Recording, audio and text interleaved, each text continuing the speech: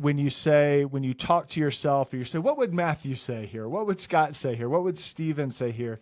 It just removes He's doing the visual, but he's it watching removes it from between you and your partner, and it brings it out so that you look at it and you observe it. And so what you're doing is you're observing yourself, you're observing your partner, rather than looking at your partner and being like, you're the problem. It's just this little skill that is really, really useful. Welcome back to the Romaru podcast. I am super excited to introduce today's podcast with Dr. Stephen Mitchell and Erin Mitchell, the incredible founders of Couples Counseling for Parents. Now, we found Couples Counseling for Parents online a few years ago and really connected with the thoughtful topics they cover on their social media channels and their podcast. And in this episode, we talk about one of the most important and often overlooked topics in relationships: how the dynamics shift after having kids. Now, becoming a parent is a life-changing experience that can bring incredible joy and connection, but it can also bring its challenges, especially when it comes to maintaining a healthy and vibrant relationship with your partner. So today, Erin and Dr. Stephen are going to share their insights on how couples can navigate these shifts, and most importantly, how they can intentionally reconnect and rekindle that spark after the arrival of little ones. So get ready for an enlightening conversation that will inspire you to nurture your partnership in new and meaningful ways. Dr. Stephen and Erin Mitchell, welcome so much to the show, and thank you for joining us. Thank you so much for having us. We're really excited to be with you guys. Yeah, we're super excited to be here. Yes, it's been a long time. It's been almost 3 years since we last spoke, and it honestly seems like just a few months ago, because after our short conversation, or I don't know if it's short, but just after our conversation, we've somehow clicked with you guys so well, and we've been looking forward to this for quite a long time. I think I also listen to your voices every single week. So on your podcast, Couples Counseling for Parents. So I feel like I've been chatting with you for years already. Yeah. I love that. Well, we feel the same way. We Yes. definitely. The click was mutual. Yeah, I love talking with you also. So both, let's see, what should be the first question be? Because, we have a lot of parents out there who are trying to better their relationship as parents and as couples. I guess the first thing is, there's always this person or couple out there who kind of thinks that counseling is either taboo or maybe it means that they failed. What's something that you would say to that person or that couple? So I think we say this all the time to couples, and we even say it to ourselves quite a bit. No one really knows how to be in a relationship. And that's okay. That's okay. Like we all have experiences of relationships, and we're all kind of just relating kind of based on what we saw, or, maybe we saw some good examples, maybe we saw some bad examples, but really relating to other people, it's a skill, and it's a skill that can be learned, and it's a skill that you have to practice. That is all counseling, coaching, whatever it is that you want to do is. It's just skill building and then practicing those skills so that you can have a good relationship. Yeah, I think the thing I would add, because I feel like we all know how to be in a relationship. You said that, I'm like, huh? Nobody knows. Nobody knows. Wait, what? I don't. There's a lot of people who don't know how to be in a relationship. But I do think they're ever evolving. Sure. And I think what I like to tell people is what we hope that we accomplish when we work with couples, when we're talking with ourselves, with our kids, is just better understanding yourself. And the more who wouldn't want to know themselves better and understand how we do the things we do, how that came to be, why we have the patterns we do. That will help us know ourselves better. And if that improves our relationship, fantastic. But either way, I want as much knowledge as I can possibly have about most things, certainly myself. Yeah. So you know what to communicate to your partner. Yeah. About who you are and what you need and what you want, those kinds of things. Yeah. True. I know Clint and I have done, lots of therapy. And it's kind of, I think, I don't know what her thoughts were. Well, I do know kind of what your thoughts were before we met, but you went together. Well, one of the things that I was reading, it was actually a personal finance book, and it's I would recommend it to anyone. It's probably now 30 years old. It's Dave Ramsey's I think it's cheesy name, Total Money Makeover, but it has a lot of good principles on personal finance, which that's a big thing with couples. And actually, when I read it when I was fresh out of college, so it kind of guided a lot of my decision making. And then when Colette and I were getting serious, I said, hey, I would really like it if you'd read this book, because that kind of will help you understand how I'm deciding. I got a little bit off track, but most recently, one of the most simple principles that I've had, I got from Matthew McConaughey. This is so silly. Our Lord and Savior. That's right. All right. You can't help it. Yeah. He was talking on a podcast, and he was talking about with he and his wife and how he would sit down and talk like in third person. He'd be like, all right, Matthew, like, how'd we get here? Like if they're having an argument. And it sounds so silly, but like there have been times where we're having a little altercation, a little riff, and it's like, I say to myself, like, all right, Scott, like, how'd we get here? What did you do? What did she do? Like, what's building up to this point? Is it a big, massive issue? Is it a small issue? And then it allows you to kind of reflect and see your relationship as a whole, you as a person, and then kind of make decisions and address them. Stephen, do your visual for that. Yeah. So is this a skill? Is this a... So, yes, it is. So honestly, in a nerdy way, what they refer to that in psychological terms is you're creating a third object. So when you talk to yourself, or you say, what would Matthew say here? What would Scott say here? What would Stephen say here? It just removes He's doing the visual, but he's it watching removes it from between you and your partner, and it brings it out so that you look at it and you observe it. And so what you're doing is you're observing yourself, you're observing your partner, rather than looking at your partner and being like, you're the problem.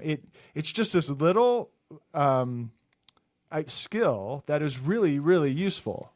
So way to go, Matthew McConaughey. Keep doing it, Scott. Because it really does, in a sense, take away some of the intensity and some of the energy of the interaction, and it allows you to not be just logical, but it just allows you to look at yourself more clearly, using kind of your emotional experience and sort of kind of your rational brain. So it's a real real skill. Real skill. If any of our clients who are listening they can see it, because I mean, people do it to him in our sessions all the time. Our clients will be like, Stephen, you get out. You have to bring it out so that you and your partner can observe your relationship and observe the conflict.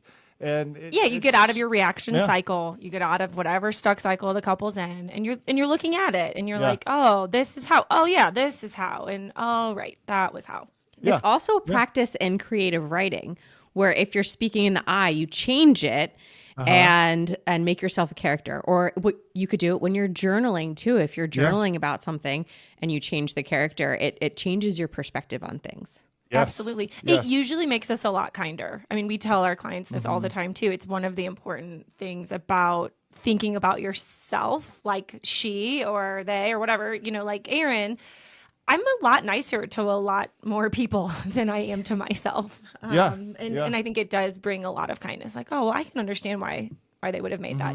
But when it's me, like, gosh, I'm so frustrated. I'm still, Well, and we have this little exercise that we have couples do where they imagine their childhood selves. Should we show? And then they imagine their partner as a child, and imagine the process of talking to that person in conflict, in difficulty, or even, like whenever it might be. And so we do, we have these little... we keep them on our desk. We keep our little pictures of ourselves so that we can, and we have couples do this. Yeah. Because the reality is, like, some of Stephen's, I should do myself, but like some of my negative interactional patterns started right here. Yeah. I got real self-protective. I got in some bad habits that served me. They were really smart and important for me. They aren't really helpful for us. Yeah. But when Stephen and I can look at little Stephen, like, I am not going to criticize that kid for being kind of protective, avoidant, difficult, I don't want to, all those things. That little kid I want to hug and okay, help me understand. Like, I have a lot of compassion for that little. If people can see this, he has like rabbit whiskers on his face. Yeah, they're just pictures of them when how old? You're like 4, maybe 5. I'm 3. That's exactly right. I think I'm 5 in that picture. Yeah, I'm 3. And and we have this exercise where we have couples go through this process of thinking about these younger selves. Series of questions. And then we're like, and keep your pictures out. Yeah. Keep them where you see them every day. We have them here on our computer because we are here every day and we can see them. But it's just another. You have it for yourself and for each other. Absolutely. Yeah. Wow. It's a great tool. yeah, you kind of go through and we have them like look at their little kid self, and we just say like, what was happening for that little kid? And we have a series of questions where, I look at my picture, I'm like, wow, that little kid was 5. He was sitting on the windowsill in his kitchen. This is what his home life was like. And you just kind of think about that little kid. And then we have them write a letter to themselves. Like, what does that little kid need to hear? Like, what would you want to tell them now? And then we flip it and we have them do it for their partner.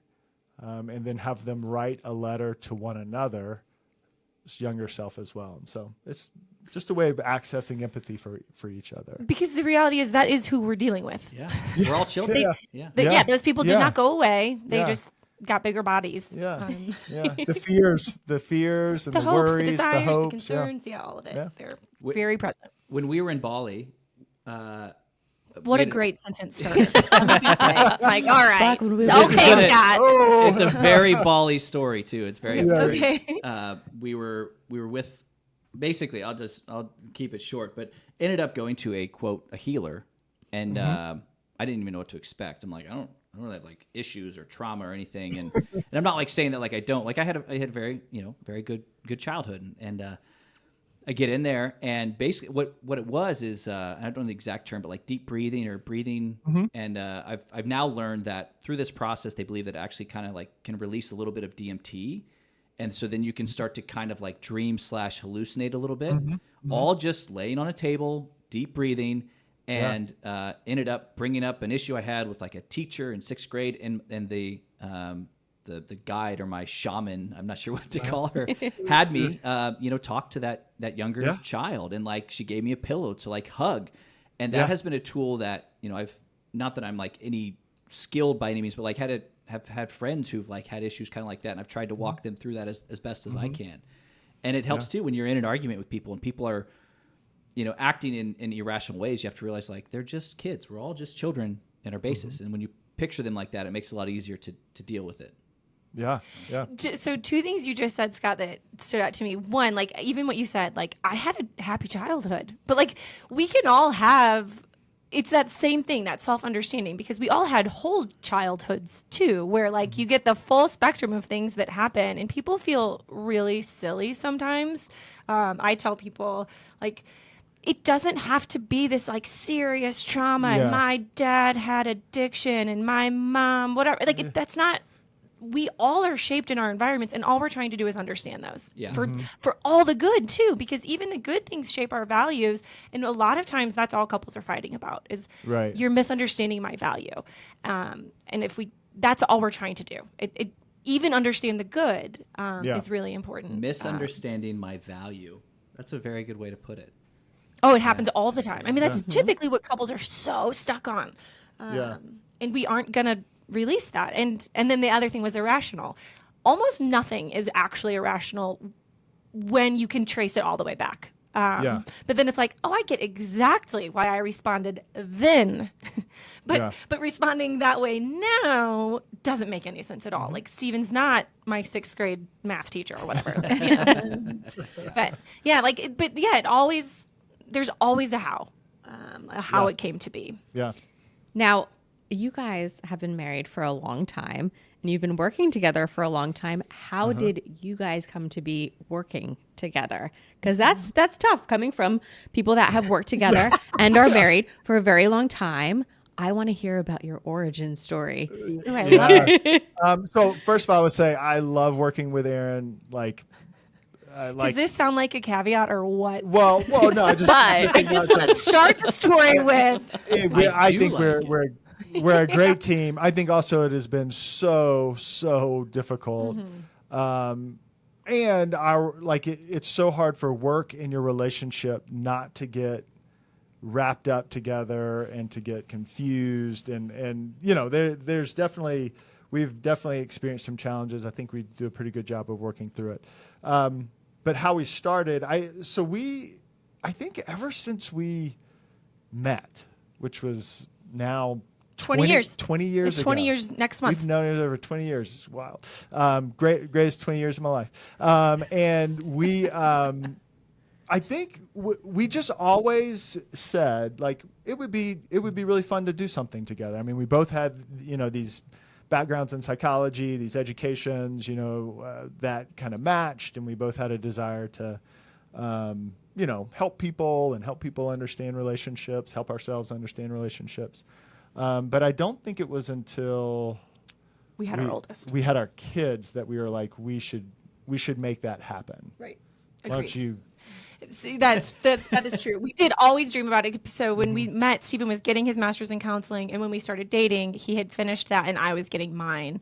And then when our oldest was 3 months old, Stephen began his PhD in marriage and family therapy, and it was like, we should do this because we'd been through how many rounds of therapy, like infinite. We had all these degrees, we had all this education, and it was so hard. And we thought like, we are going to be great. We're going to be great. We're going to have kids. It's not going to, we know everything you need to know. And we did. Just We had all smacked the us info. in the face. And it was still really hard. I have a question. Obviously, I know your relationship is perfect. Right. But to get to this, Thank you for knowing that. to get to this perfect state, when you guys have arguments, is it like a walk in the park, or is it like two senseis, like in this, like the final scene of like a karate movie, like just duking it out with all their technical knowledge? I think it's a little bit of both. Yeah. I think honestly, I think for most of the our conflicts, we are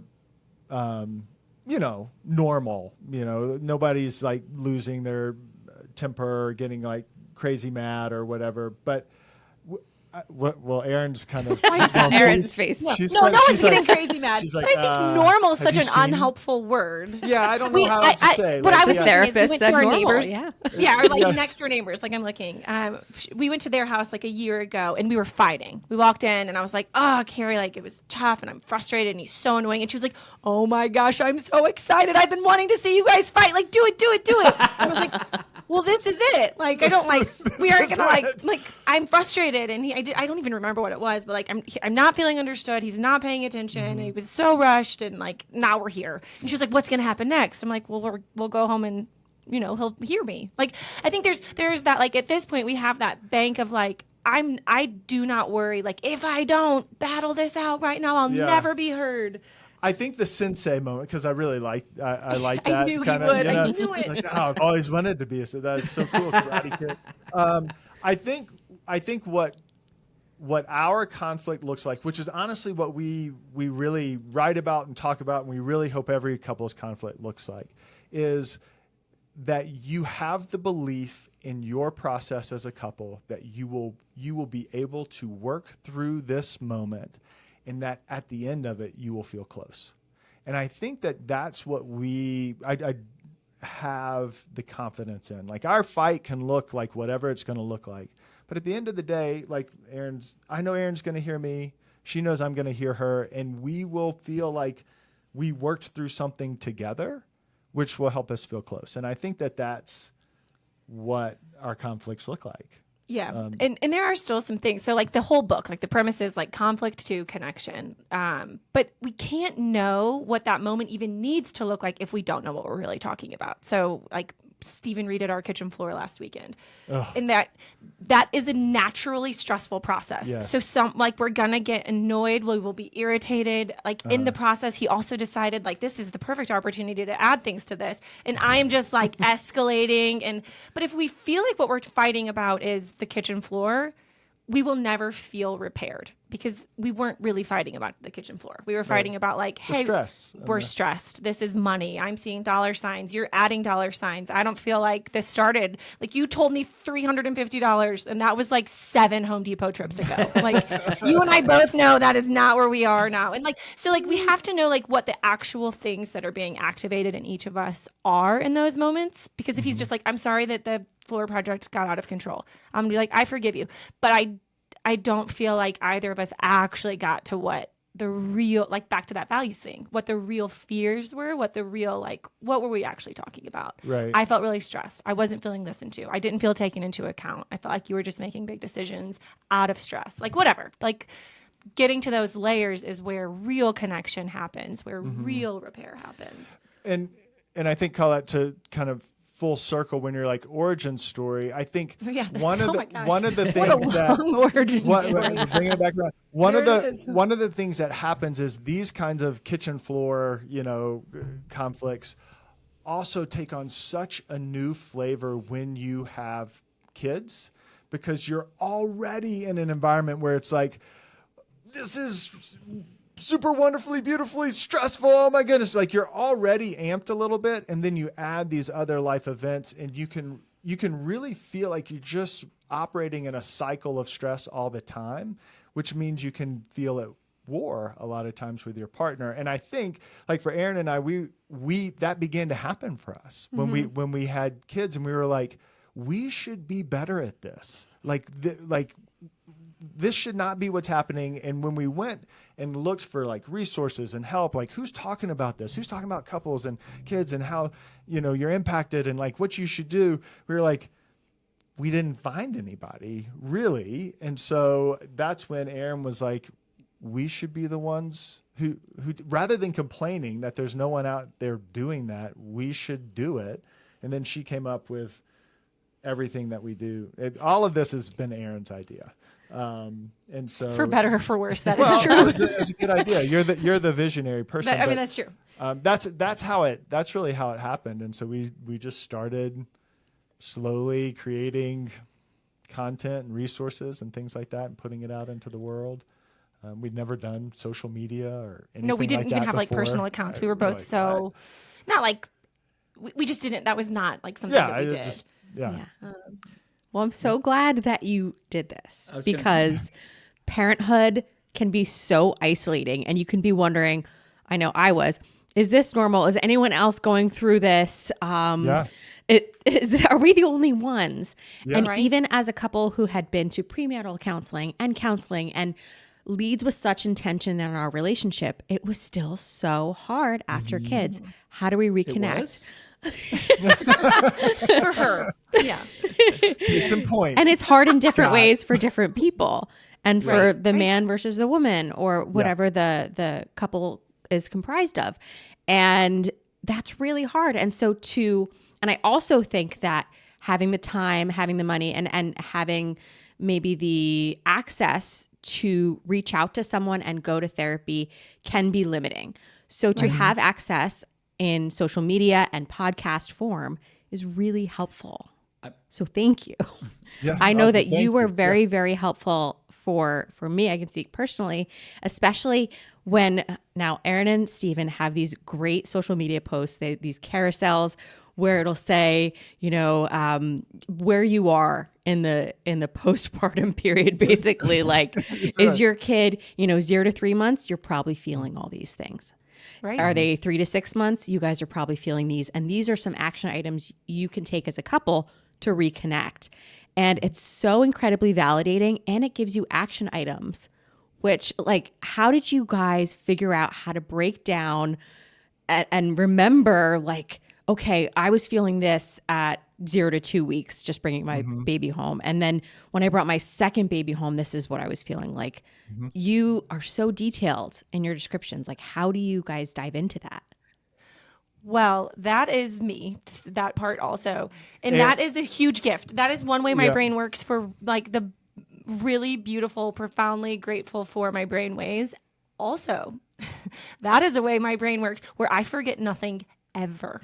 Stephen's You like, I can can imagine- attest to this. All the implications of that both ways. Right. But like, I don't forget. And I'm for anything ever. Like, Scott, you're talking 6th grade. I'm like, gosh, Yeah. and we should talk 3rd grade next. She does have an endless reservoir of memories. Yeah, I think that's just that's sort of like the you're way a- I process information. You're a is- great. Erin's a great categorizer, Yes. so she can look at things and create categories, Mm-hmm. which are useful just because they give you kind of like a hook to hang your thoughts on. Right.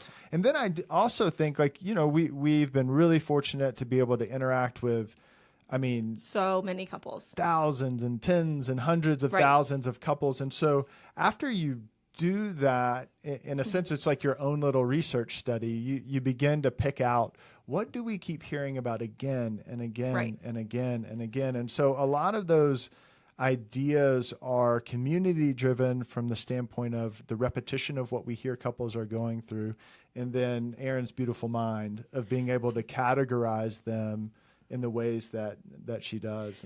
And then the way Steven's brain and like whole spirit contribute to that is I can get flooded by all of that emotional input, and like I can be right back there. Like our oldest is 13. He was 13 in November, and I could have a 1-week-old baby in my mind in like a heartbeat.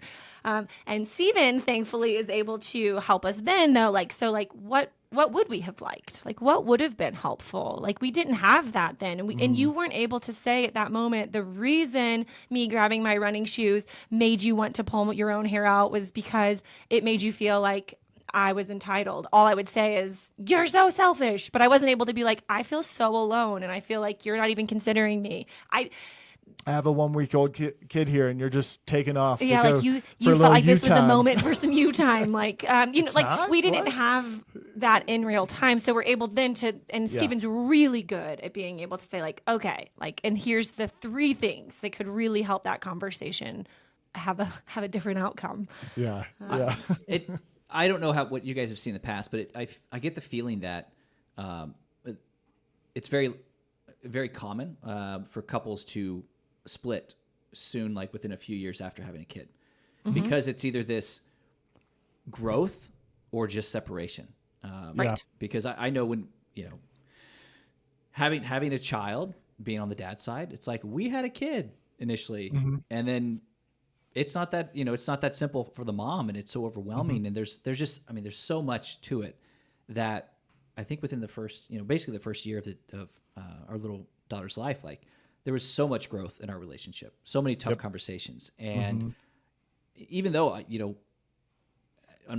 knew there'd be sacrifices, but there's just it's this big change and that a lot of people aren't ready for, even if they think they are. Because I feel like we kind of thought we were, and then it was just got blindsided with so many different problems. Yeah. And I was reading books like Gottman books before, I think it was like We Become 3 or something like that. Yeah. And I'm okay, I'm bringing intention to the relationship because I don't want to lose my boo. Like this is my sweetheart, and I don't want to lose us. And I was scared of losing the us before having a child.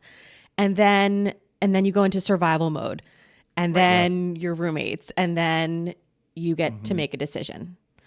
Do I reconnect? Do I bring that when I'm so exhausted and not sleeping through the night and all of these other things? Like, how do I have access to these tools when I'm, to quote your book, like too tired to fight? Yeah. That's pretty much it. That's you've described the experience in some ways that so many couples have, and I think in so many ways we want to create hope for couples in that zone and area of life of course you feel the way you feel. Of course that's how, like there's no other, there might not be any other way to feel, and you haven't done anything wrong. It doesn't mean that you're not compatible with your partner. It doesn't mean that y'all made a mistake. It just simply means that you are in a new stage of life, and there is a reality where you have to you have to let your relationship develop just like your kid develops. You have to begin to imagine new ways of connecting, new ways of being. Like who are we now, not who were we, and let's get back to that. Granted, there's probably some things you want to preserve and all of that, but I think a lot of times, we kind of say like a lot of times there's this when kids are 3 to 5 years old. Yeah. And usually kind of just stereotypically parents are either their kids are older, they're kind of out of that little baby phase, infant phase. Kids are a little bit older, and they're not surviving as desperately. They're still surviving, but there's a little more space, a little more room to be like, hey, we're not where we want to be. Who are you? Like, I'm like a decision to be made. Are we going to keep staying together, or like, do we need to split here? And those kinds of questions begin to happen. And a lot of couples reach out to us at that point. And we just want to tell them like, everything that has happened is absolutely understandable. And you know what? It is not a long, arduous journey back to you and your partner feeling connected, like you can connect. And we generally think that can happen relatively quickly for a lot of couples. It's shocking how fast it does. I think when you, of all the what seem like mountains of an issue for us to address, over the years of counseling and whatever, like when you do get past, you're like, wow, that really wasn't that difficult. Once it finally gets put out there. But that's the part, right? Yeah. It's the putting it out there. And I think that's why it happens in toddlers too. But the story we hear over and over and over is couples think it's just like you're going to get to a place where everything's easier and it's like going to go away. Like somehow you haven't brought these years with you. And I understand the thought, like it's fine. Like it's going to like things will get easier. We'll be sleeping more and then we'll feel back to ourselves. But there's been a lot of stack up. We've interpreted a lot of things a lot of ways. A lot of resentment. A lot of times there's a lot of resentment. And most of the time there's a lot of misunderstanding. But thematically, and this is why it's so important to know yourself, your stories, that those sort of core values that get bumped up against, because it's usually the same stuff. It's like you don't actually have to talk about every single day of these last 3 years that have rubbed us the wrong way. It's like overall, I have felt misunderstood or like you left me or that you absolutely rejected every effort I made or whatever that your sort of thematic thing is. Yeah. And then you don't have to unpack all of it. You can like heal the core of it and it translates. It moves forward. It's not like we must start on day 1 and then tomorrow is day 2. It's not like that. So the couple who is, got a, let's just say a 2-year-old or whatever, and they're redoing the floor and there's that stress. Yes. But they're struggling. They're sitting there going, we're counting pennies, we're saving for college.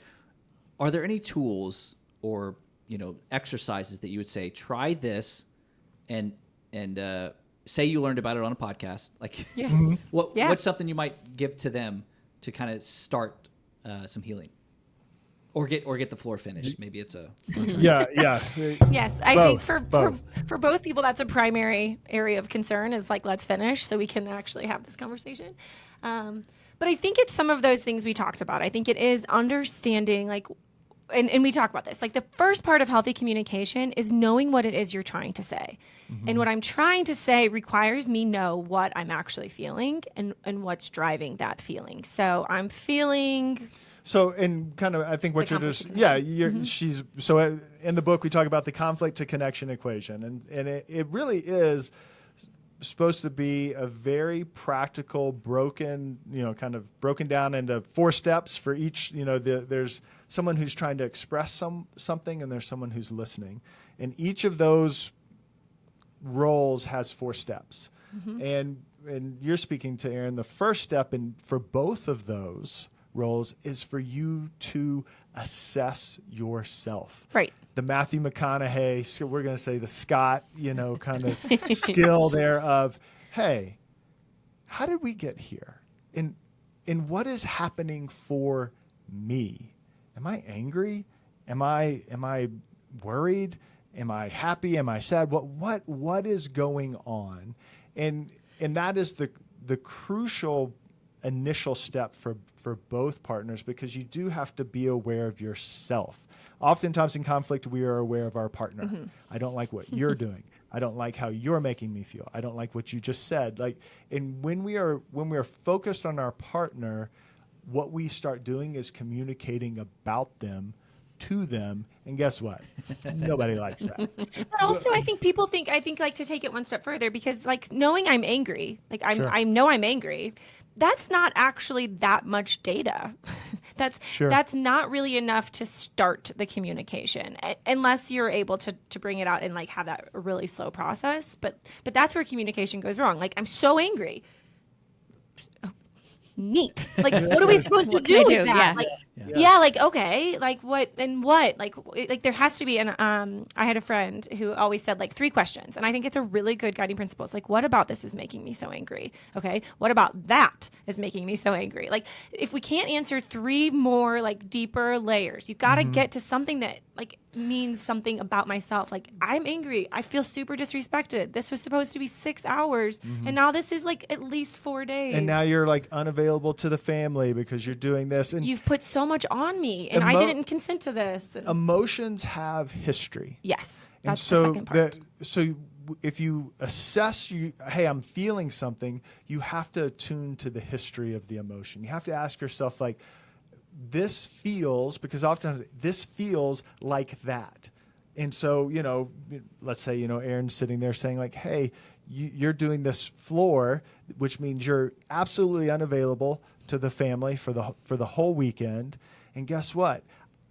I don't like that feeling. When I feel like someone important in my life has made a decision that makes them unavailable to me without my consent, without my input, that makes me angry. Well, that's a historical story, right? And so if you make that connection, then what you can share is, hey, this whole floor situation is making me upset because it is connected to this thread, to this historical thing of, this makes me feel like you're making decisions for yourself and leaving me to deal with everything else. And that makes me feel alone or abandoned or whatever it might be. And that's what you're talking about. Now we have something to work with, right? Yeah. Like, now we're talking about something. Now Stephen's like, I see it. Like, I get it. Well, that's the other. So, there's that other side. So Erin, oh man, she did such a great job of, checking in with herself. Yes, I did, guys. Attuning to the historical story and then sharing it with me and letting, reflecting and letting me know, like, wow, she's amazing. Well, Two black belts. Just like, There's no irony Right, in this. right. I think we all hear it. Stephen has this responsibility to recognize that he's frustrated, that he's stressed. But when Erin shares what she has to say, undoubtedly, because Erin's not perfect, and I'm not a perfect person either, and I most likely am going to get defensive. I'm going to feel defensive. Oh, you're saying I'm doing something wrong. You're kind of coming at me. And I have to make a decision at that point. I have to say, I am choosing not to be defensive.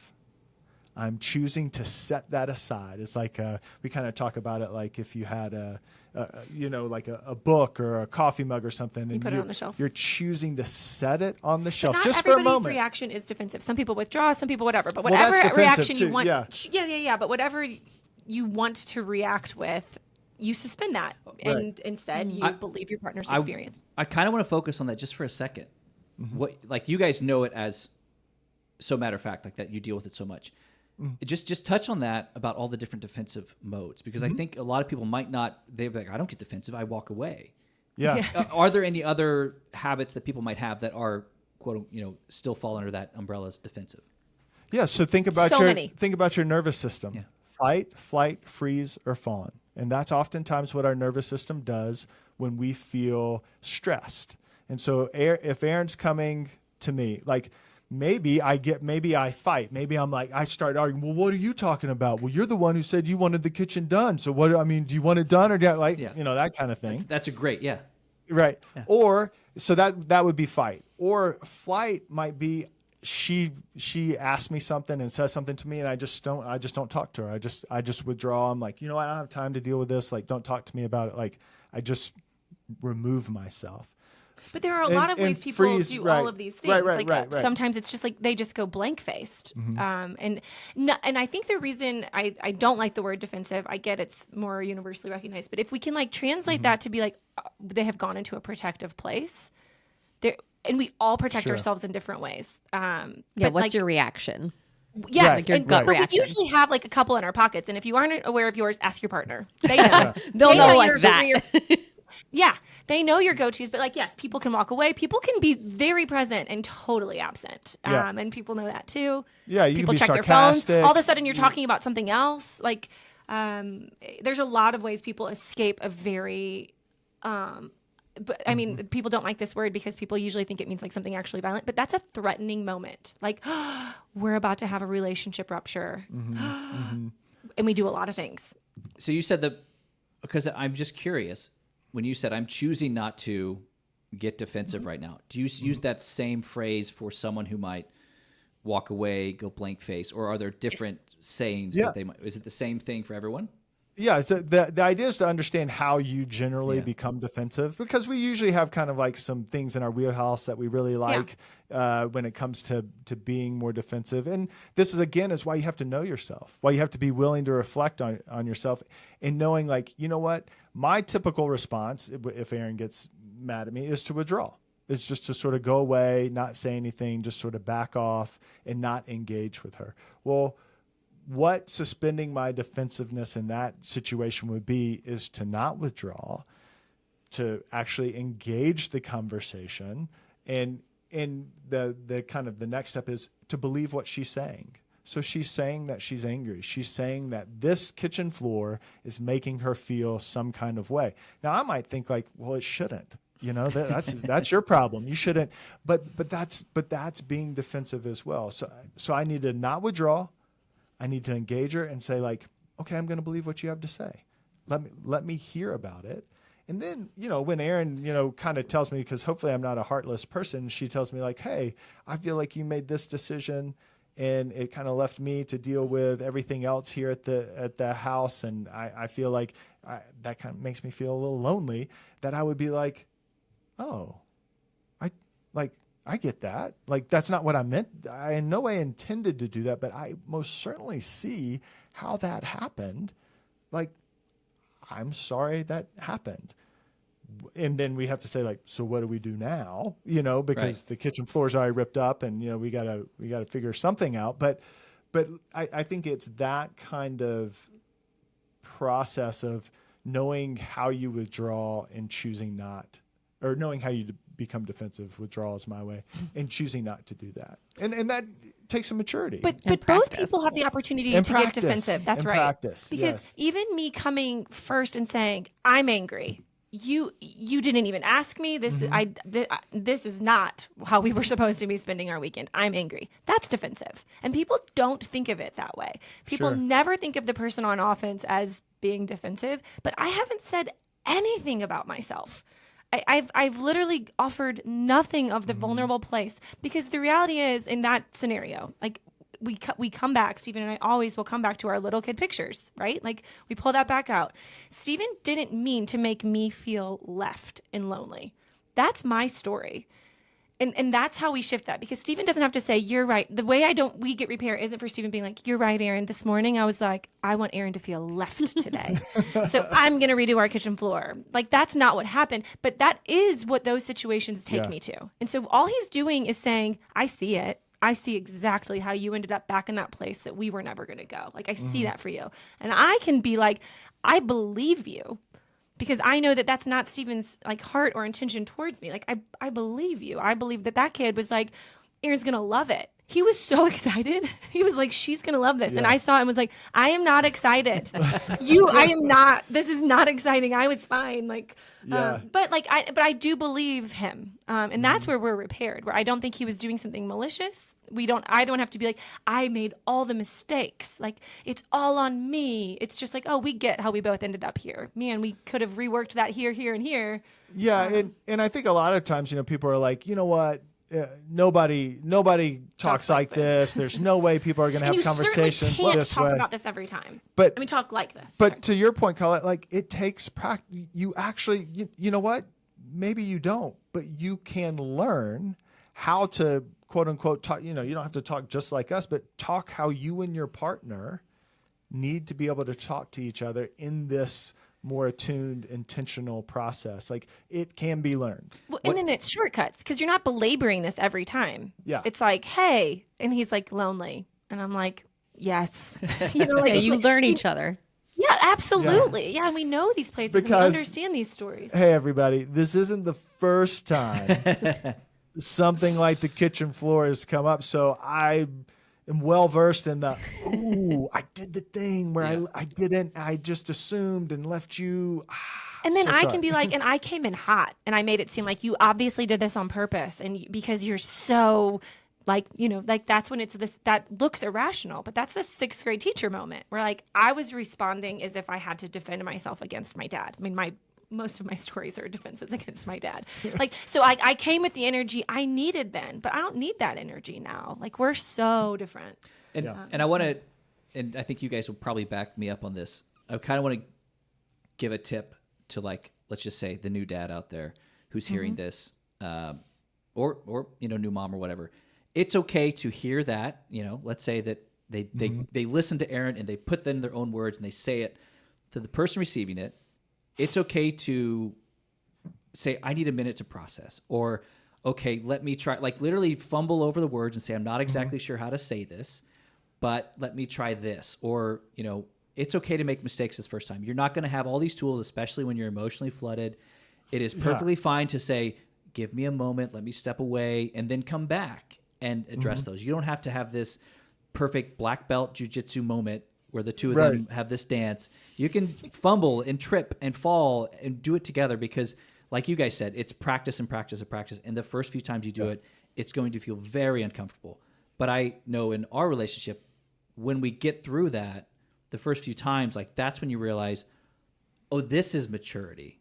Like this is becoming a dad moment. This is becoming a lifelong partner in this process. And I mean, those are like the feelings you step away and you kind of almost like pat yourself in the back afterwards. You're like, okay, that wasn't a lot of fun, but I feel good afterwards. Yeah. And now we're going to move forward.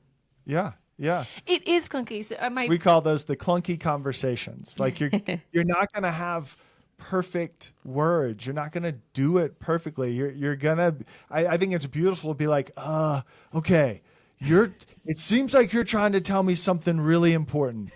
I don't really know what to do or how to respond, but I know that it's important. Like I want to think about it's totally fine. In fact, the beautiful thing about a clunky conversation like that is it's so vulnerable. Correct. It's so vulnerable to say like, I don't know what to do. I feel ill-equipped. I feel silly, or I feel scared, because even in expressing that, like I think to your point, Scott, too, like you get to the end of that as a couple and you're like, wow, we were like vulnerable and you saw me kind of be a little like unsure, and like, we're still okay. You accepted that. You received that. In fact, you appreciated that. Like, yes, that is it. I don't think you ever arrive at less clunky. Oh, we have so many clunky It's like, I don't really know why this is frustrating me so much. Yeah, our conversations are clunky. I don't always know exactly where things are coming from. Like I have some ideas of my threads, you have some ideas of my threads, I have ideas of Steven's, but it's not always super clear how the kitchen tile directly ties to feeling abandoned by my dad. Like I'm not always able to find that thread. And you can ask that. We have, I don't know. We have these little, and I think you develop these over time, and these are the shortcuts you're talking about, Erin. Like these little cues and little phrases that are approved for us to say to one another that help us like get to what we're really talking about. Right. So sometimes, not all the time, like 89% of the time, Erin comes in a little hot. She comes in a little hot. She's expressive and she externalizes stuff and she says something. I think that is a generous percentage, just for the record. And I've learned that one of the ways I can suspend defensiveness, one of the ways I can engage with her is to just simply turn to her and say like, I feel like you're trying to tell me something. And and that's it. And like, that's not disrespectful. So again, these are approved. Right. Like I can say like, I feel like, or I might say like, I feel like I'm missing something. And that is always my cue to be like, I have said nothing about myself. Right. I've just expressed something, because we get couples all the time like, I'm so good at expressing my emotions. Sure, me too. That doesn't mean I've said anything vulnerable about myself. And so when he says that, I'm like, oh, yeah, I've led with like the hot reaction. I need a minute because I actually don't know what else I mean yet. Yeah. But usually we laugh, and that sort of like takes the energy down. I'm like, I don't really know. I need a minute. Yeah. And I have to think. Or I'll say like, no, I'm not trying to say anything. And then I usually go into the bathroom. I'm like, obviously I'm trying to say something. Like, what am I trying? Like, what's upsetting me? Like, and I'm like, okay, in 3 to 5 minutes she'll come back. Yep. And we'll know. We'll know. That's exactly right. Yeah. That is the hot cycle. Yeah. Well, I love that we secretly got you to do your own couples counseling on each other for us. So somehow I figured that out. There it is. Yeah. And I do also love that a lot of these, well, maybe not the clunky conversation, but a lot of these scripts, so to speak, are offered on your page and in your podcast as a starting point. So, and I think representation in media is so important on multiple levels, but I think like representation of parents trying to connect with each other is so important. And so you're sharing all of these different situations that parents encounter all the time. And to hear someone else go through it and then have these actual tools to put into your marriage and your relationship is so helpful. I remember coming home at one point and we were having a tiff, and I remember being like, okay, so I read this on Erin and Steven's page and I'm just going to read it because I don't know how to express myself yet. Yeah. I'm going to say the things that are in their post and then hopefully we can like reconvene. I remember sitting in our daughter's room, like having this conversation, not with her, but, and it was really helpful. So I love hearing that. I mean, sometimes when you have that third party and it's not you guys having the conversation, it takes the pressure off. Yes. Yeah. That's exactly right. And it's like, well, they said it. They like this. This but isn't like me. maybe it and maybe it drives the question about it, because the other thing we say about all of our scripts, because I do think that is one of the things that we hear over and over as a helpful thing that we offer, is even if it's just to say, that's not what I feel. Fantastic. Now we have eliminated something. So like, well, then what is it? Like, oh, I would never say that. Great. How would you say it? Like, even if it's just something that you need to edit, completely altered, cut, you can eliminate. Yeah. But I'm so good. That's like a huge compliment. It That's certainly is. exactly what we want Right. couples to experience and have, because again, it's skill building, and sometimes we don't know what to say, and we do try to be like, well, maybe it's this. Right. And so that's great. I really, that's amazing. Well, we have like no fear when it comes to, if you're an athlete, you listen to your coach. If you're a CEO, you have an additional coach that helps you work through things.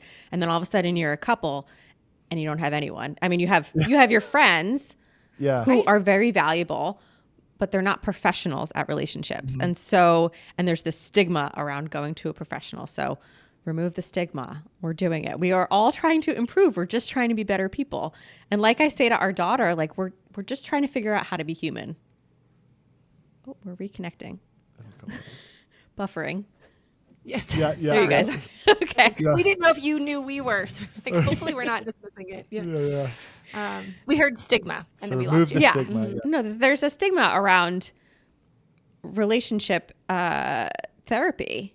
And it's like we need to bring it into mainstream. And I think that's what you guys are doing. You're making it accessible. So I think we need to talk about this stuff. It's very important. There shouldn't be a stigma. We're all trying to get better and be better people. Yeah. The other reason I tell 99% of our clients, like if for no other reason, we are all very familiar with our stuck cycle. Like, what if we just stop doing that? Like, don't we all want to stop having the same conversation over and over and over? Oh yeah. So at the very least, you can just stop having repetitive conversations. I cannot stand you repetitive should get help, conversations. Yeah, like okay, so like just like this is the one thing, and I do think it translates. Just sort of like in business, you don't need to understand every single little layer of business. You need to understand some broad ideas, and they apply. Like it translates over, and I just think it's the same thing. Like if we can understand this one negative conversation, this one negative cycle we have, we can figure out like, oh, this is where I do that thing. This is where you do that thing. This is why I do that. I'm not doing it to be difficult. I'm doing it because I don't feel understood. Yeah. You can be close. Yeah. You can have good, connected, loving, wonderful, beautiful Clunky. relationships in the midst of being parents and having kids. So you really can. And I think sometimes there's this kind of social script out there that says, say goodbye to your relationship and say goodbye, until your kids are out of the house. And I think that is such a discredit to kids and to parents. Like, no, like we can have beautiful relationships now and love and And if value ever one there's another. a time I want to feel like most myself and most connected to Stephen, it is with our kids. Like I actually want to enjoy this season of my life and not just feel like it's something we're trying to get through. Yeah. And by improving the relationship with your partner, you're also in turn improving the relationship with your children. And you're Absolutely. setting that example. And when you know, when I think of that little picture of Erin and the little picture of Stephen, like we have those little people right now and they are imprinting on us and they are listening. And so if they hear that mom and dad repair versus run away from each other or yell or whatever it be, or even if they do, they come back together. Yes. That's a huge deal. I mean, how happy does she get when she sees us like hug or kiss? Oh, she's like again, and like, That's awesome. you know, it's making an impact. And Yeah. so I know that every moment and moment we put into each other, like it's paying off dividends, not only in our relationship, but in our entire family unit. Yep. Steven says that all the time. Like having our couple relationship be healthy and strong and intentional really does change the world because we are sending our kids out to do it. You are sending your this is how things change. We have love, we have security, we have stability. It's not perfect. It is clunky. We are so awkward sometimes.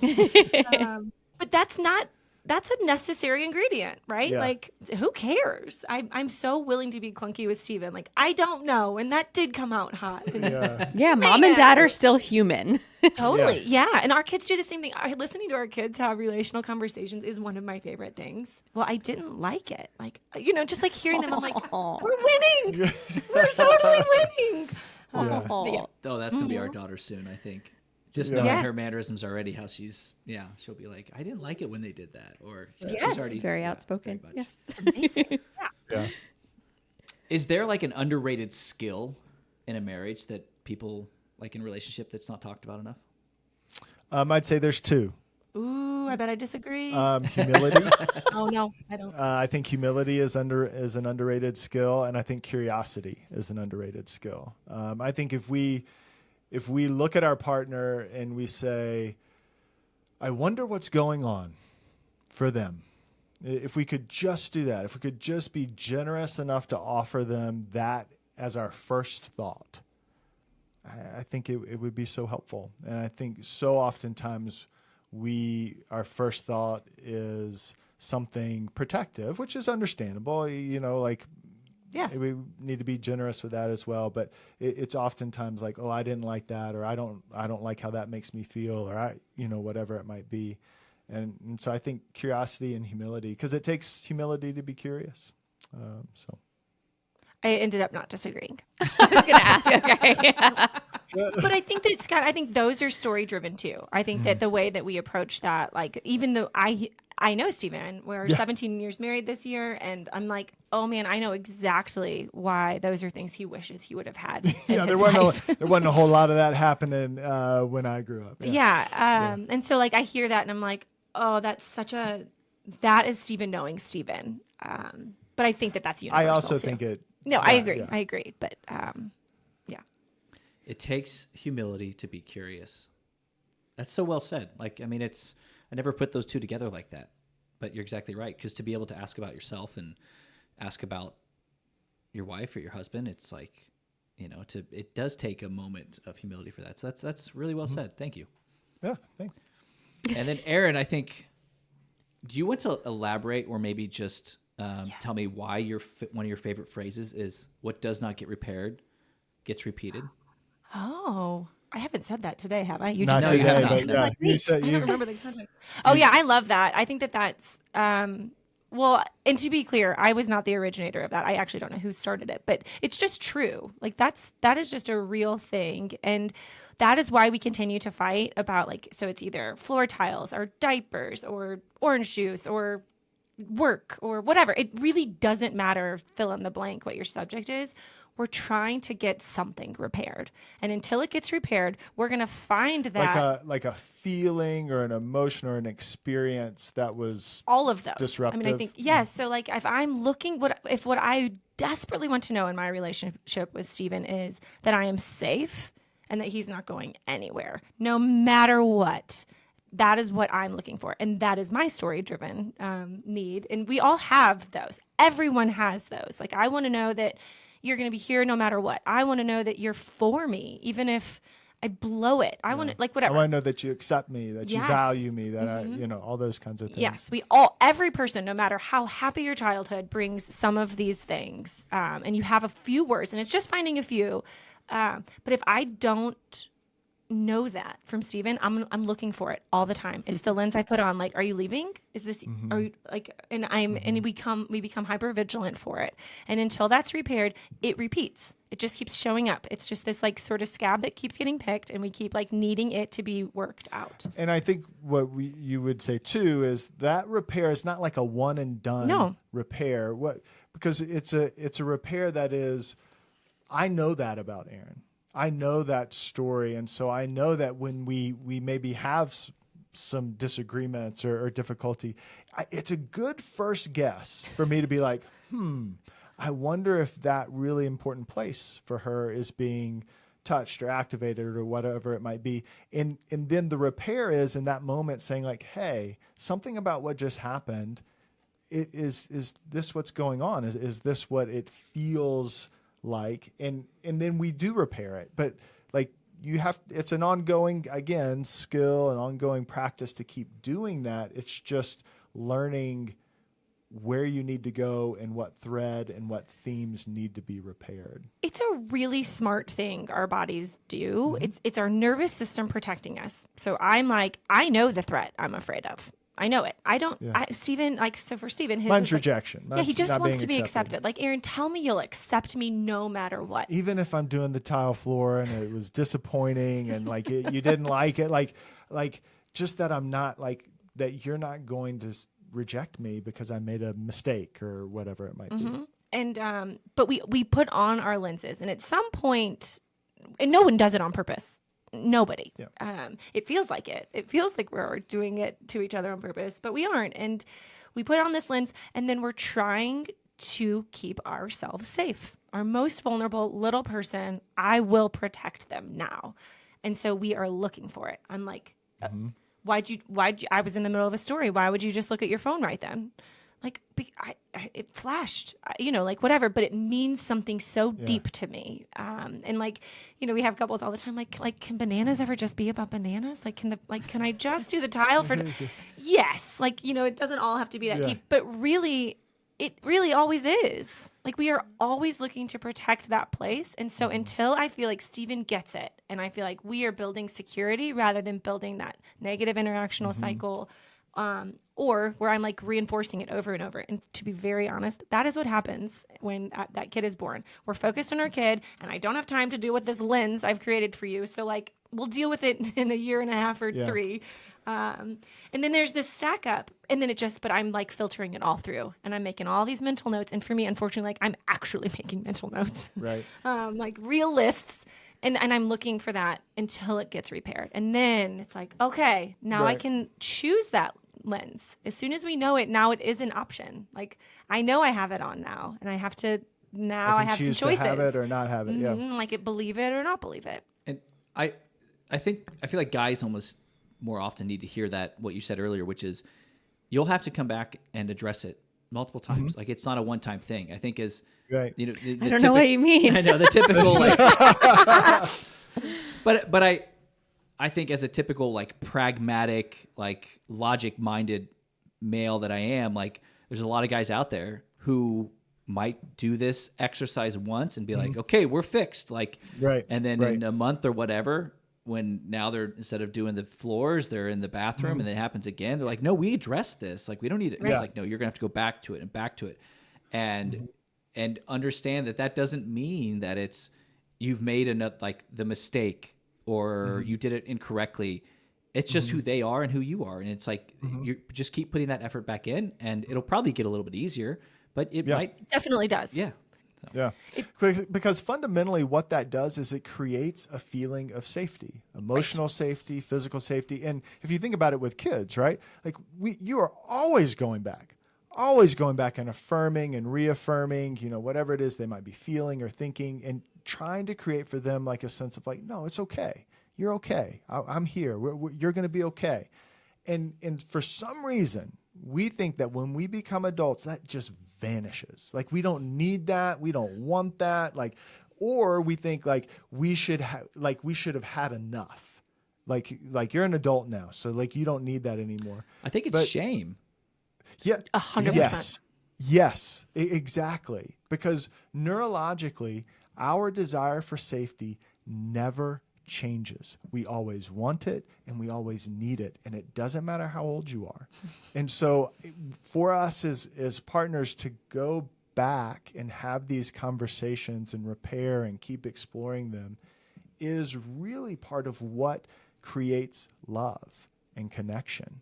And it's vital. And I think if we can think about it in those terms, that I think that reframes it in a sense of like, oh yeah, okay, that's a reasonable thing to do. Also when it's mutual. So like even like this tile floor thing, right? Like, which I think is hilarious that's become the thing. Really, yeah. Why not? It was so recent. What's funny about it is it really wasn't that big of a deal. Like I feel like, man, I should have come up with something juicier. But it's the activating thing for me is that I can feel left. Like, oh, you just thought it was totally fine for me to feel totally on my own with the kids for the next 3 days. Fantastic. But the reality is that feeling makes Stephen feel rejected, which is what he's battling. So for me to have to bring that up again, he's like, don't make me feel that way again. Like we are both coming face to face with a vulnerable place we neither one wanted to encounter this weekend. And that's the shame part. That is that exactly. you're talking about, yeah. Scott. Like that's What are typical lenses that people might have? You said rejection. Yeah. You had So- abandonment. yeah, and I think that fundamentally, like I think that those are two good places to start. Rejection Well, those aren't and the places. abandonment. People have Like, different words for those. Sure. And most people have different words because most people are like, that's too extreme. Right. I don't feel Could you give us a that list extreme. of some Yeah, that so people for might use? the- Yeah. So for like when I think about rejection, oftentimes I hear people talk about, I just want to feel accepted, or I just want to know that I'm valuable. I just want to know that I'm worthy. I just want to know that my efforts matter. Those kinds of things are oftentimes wrapped up in that feeling of, because if I don't feel those things, then I feel like I'm not worthy. I feel like I'm rejected, like I'm put on the sideline. You don't want me around, those kinds of things. One of my friends, we were talking with our friends at dinner, and we don't only talk about these kinds of things, but it's really common. But they were friends of ours, and we were having this story, and she was like, my version of that is she's like, I don't want to feel like a second character. Like, I want to get to be the main character in my story. Like, in my house growing up, I always felt like it was like a sibling for her. Like, they were the main character, and I was just this secondary, like, oh, I'm just here. Yeah, like, main character and you. Right. She's like, I don't want to be a shadow. I think that's a similar. And then I think for the abandoned feeling, He pointed at me. is- I don't know if you could see that on video, but he's like, Well, I mean, you said it. It's for not like, abandoned. I think that there's expressions of like feeling lonely, or feeling overwhelmed, or undervalued, overworked. These kinds of like burdened. This feeling of like I'm having to handle everything alone is kind of the languaging that comes through. Well, or that like that idea I think is really common, and but is like I have to make people like if I'm not needed, I might not be wanted. Right. Like so, I like make sure that I'm meeting all these needs. Yeah. Like I couldn't possibly. I'm thinking about everyone else except I'm thinking myself. about everyone I'm doing, else. I have to completely abandon self. So I make sure that I'm making sure people keep needing me. Yeah. So I'm still kept in the picture. Those types of. Yeah, and this kind of these sort of concepts are kind of from kind of attachment theory, Right. and kind of what some of the like what creates sort of insecure bonds, and then some of the deeper core categories that people might fall into. And are they like 100% translatable to everybody? No, but they're a good place to start. And if someone's listening that doesn't know what attachment theory is, can you give like a quick attachment theory 101 overview? No, we can't. This is yeah. 30 minutes. So I'll try. So there's this guy by the name of John Bowlby, and then there Mary Ainsworth, and they're two of the foundational people, and then it's been carried on by people like Dan Siegel, Alan Shore, I told you. in kind of this field of interpersonal neurobiology. You were And warned. So basically, it's the idea about how do we build bonds of connection. And it's this idea that the way that we build our bonds of connection is that we feel safe both physically and emotionally. And the way we feel safe physically is by there's proximity. When we're in distress or when we have difficulty, someone comes near to us. And then the way we feel safe emotionally is that someone is responsive to our emotions. So we say, oh, I feel sad. Somebody doesn't say like, oh, well, buck up. You shouldn't feel that way. They say, oh, I'm so sorry. Like what's going on? And so as we have these repeated experiences of feeling safe from a physical standpoint and an emotional standpoint, that creates a feeling of connection to an individual. Oh. I think it should. there you good. go. Yeah. We were buffering. Yeah. So What I was going to say is what used to be just like an idea, because when Mary Ainsworth and John Bowlby Right. came up with this there's theory, a theory, yeah. now it is absolutely demonstratable on brain scans. So like you can watch it happen, which not that it wasn't valuable before, but I'm a person like, I Yeah. want to see it. Show me. Yeah, so the field of interpersonal neurobiology basically has like scientifically proven and affirmed this theory. Well, you can watch it happen both ways, and it's fascinating. Like, Wow. Yeah. It's really, really cool.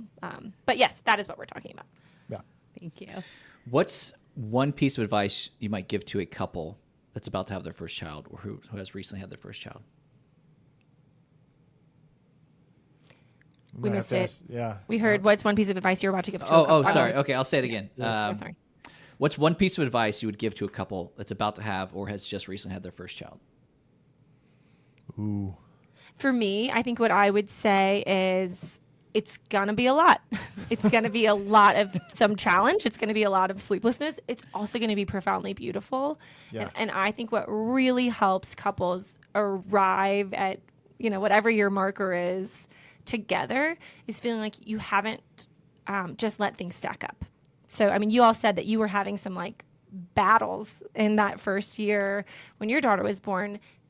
Same for us, but then also there were some things I was like, it doesn't matter. I can just do it. I don't need to. I don't need to talk about this, or we don't have time. We only have 30 minutes tonight. I'd rather just like sit and hang out. Like, let's not do the yucky stuff. But just like, no, it's worse to let it fester. Yeah. Yeah. That's what I would say. Yeah, and I really would say humility and curiosity. How can you offer those to your partner? Time and time and time again. Stay connected. Stay connected. Yeah. You're in it together. I like to say same team, same team. Yes. Same team, totally. Same Yeah. team, yes. At least I say it in my brain. Oh, yeah. I'm like, same team, same team. The internal tattoo. I like that. What are I think a big thing that was super. Oh, we're reconnecting. We see you now. We got you. Yeah. Yeah. There we are. Okay, awesome. When people first become parents, you've given as one of your scripts that they can often feel like roommates, which I was like, yeah, that's how we're kind of feeling. Like we're both on the same team. We're both doing the thing we're supposed to do. And I miss my partner. How do you, what are some tools that you can offer for that like reconnecting phase of like, I want to turn towards my partner again and bring that romance back, even if we don't have the ability to go, on a date because we don't have childcare or we can't do the things we used to do. What are some tools that we can bring into the home as like an everyday or just something that will help us reconnect? Mm-hmm. So one of the things we always talk about is, everyone is stressed. Everyone's schedule and time has shrunk. And oftentimes couples are asked that question, like, what do we do to connect? And then it's like, but we can't really add anything. like we already don't have any space. And so oftentimes we ask couples just to think about, when do you in your day already, without adding anything new, have interactions with one another? So for example, it might be when we have to wake up at night with the kids, and somebody's maybe they're bottle feeding or nursing or something like that. Okay, and you both wake up. Well, you might not think that that's a natural time where you can really connect and be close. You're so tired, but you know what? Maybe it is. Maybe what you do is you sit together for 5 minutes and you just say, we're here.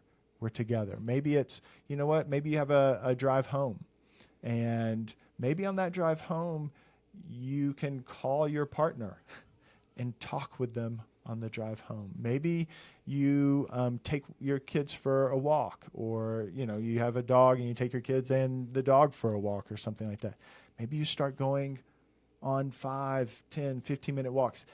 What is already happening in your life where you find yourself with each other, and it's shifting it from this idea of like, oh, here we are just doing the thing, exhausted, side by side, to can we turn this moment into something intentional? And I think that why that is useful is because it helps you reframe your moments in terms of like, oh, this is an opportunity for connection, but it also doesn't require you to do something new, something that you don't really feel like you have space and time for. And so I think you do have to be creative. You have to be imaginative. You have to try certain things. Maybe the waking up really late at night doesn't work, but maybe the walking does. You have to be flexible and creative, I think, with that.